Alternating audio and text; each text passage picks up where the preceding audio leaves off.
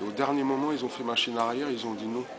C'est les parents qui n'ont pas voulu, parce que le sujet parlait de ça. Et du coup, il a fallu trouver un autre endroit, 15 jours avant. Et là, ils ont trouvé un foyer aux alentours de Paris, je ne sais plus où c'était.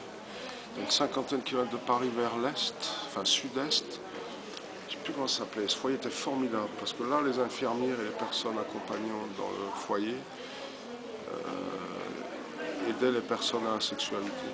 Il y a un Parce que documentaire c'était beaucoup des jeunes de 20, même plus jeunes, déjà adolescence, et des jeunes de 20, 22, 23, 24 ans, et ils pouvaient vivre en couple, et ils pouvaient avoir une chambre en couple, etc., avoir une vie sexuelle. Ils les mettaient ensemble au lit le soir, ils les aidaient.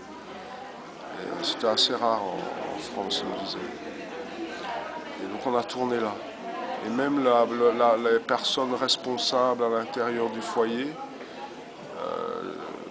sous-directeurs, etc., étaient des personnes à mobilité réduite, handicapées moteurs. c'est un grand souvenir de tournage quand même. Ouais, très émouvant. Très Ouais, émouvant. Quand ça a été terminé, c'était pas facile. j'imagine. Ouais, pour moi, ça allait. Il y avait un passement au cœur, évidemment, comme quand on part dans un endroit où on ne sait plus et où on a découvert des gens. Mais pour eux, là-bas dans le foyer, on est resté pas très longtemps en même temps. On est resté, je sais plus moi, 4-5 semaines. Ils ont participé, parce que certains handicapés dans le film C'en est vrai. sont du foyer là-bas. Ouais. Ils sont des vrais. Eux, ils étaient très très tristes quand on est parti. Je suis sûr que même il doit y J'ai pas eu avoir une fille. l'occasion d'y retourner depuis. Dans les figurants, il y a une jeune femme qui doit avoir la même maladie que moi. Genre, C'est la jeune fille qui avait un tuyau au cou là. Parce que moi j'ai la maladie des os de verre.